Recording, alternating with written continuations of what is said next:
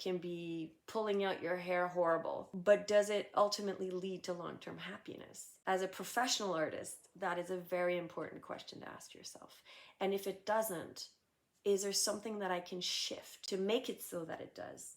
Is there something I need to balance in another aspect of my life to make making art a good thing and contribute to my happiness? All things that we sometimes forget to assess and to figure out. But the more we understand ourselves, the more we understand our motivations. If we're making art out of ego, if we're fueled by ego, if we're fueled by external validation, that's going to make very different art, and that's going to contribute to a lot of artistic blockages. So that is another thing that we need to be aware of. What is fueling our creative output?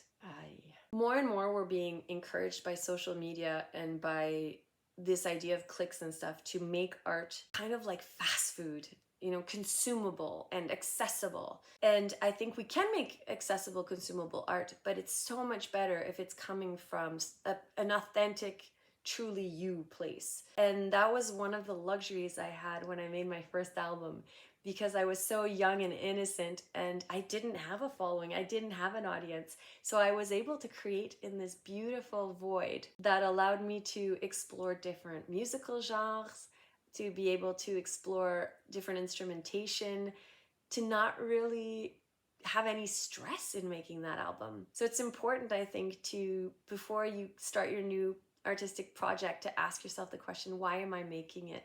And what's my ultimate goal in making it? And hopefully to not make fast food art. Hopefully to make art that nourishes you as much as your audience.